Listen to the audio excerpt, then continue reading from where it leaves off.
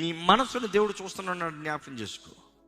నీ జీవితాన్ని నువ్వు ఇతరులతో ఎలా ఉన్నావో దేవుడు చూస్తున్నాడు జ్ఞాపకం చేసుకో.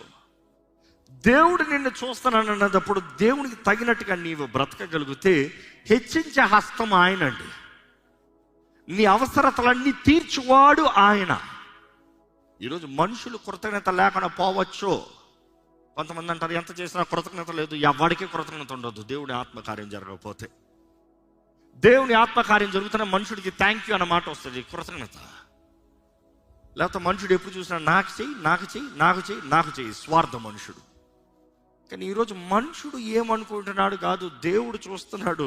రేపు రాజు కూర్చుంటాడంట, ఆయన లెక్క తెస్తాడంట. మీరు నాకు చేశారయ్యా, వారికి చేయలేదు.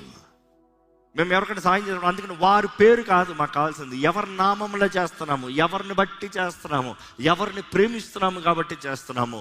I'm challenging you today. దేవుని ప్రేమిస్తున్నామన్న నీవు ఎవరికన్నా దయ చూపించావా? మొదట చెప్తున్నాను, ప్రేమను బట్టి వారి జీవితంలో ప్రేమతో సహాయం చేస్తాం. రెండోది, వారు చేసిన కార్యాలను బట్టి వారు ఏమి చేశారో అన్న దాన్ని బట్టి వారికి విరోధంగా మారతాం గాక వారిని క్షమించి వారి జీవితంలో దయ చూపిస్తాం. Are you ready to forgive? మనుషులు అంటారు వీళ్ళని ఎలా క్షమిస్తామండి, వారు ఎంత చేశారని మీకు తెలుసా, వారు ఎంత గాయపరిచారో మీకు తెలుసా, వారు ఎంత బాధ పెట్టారో మీకు తెలుసా? దేవునికి తెలుసు, నాకు తెలియకపోవచ్చు, మనుషులకు తెలియకపోవచ్చు. కానీ వారు చేసిన దాన్ని బట్టి నీవు కాదు, నీ హృదయం ఎలా ఉందో దాన్ని బట్టి చెయ్యి. నీ హృదయం ఎలా ఉందో దాన్ని తగినట్టుగా చెయ్యి. నీ హృదయం ఎలా ఉందో దాన్ని బట్టి దేవుని నామానికి మహిమ వచ్చేలాగా చెయ్యి. దేవుడు చూస్తున్నాడండి.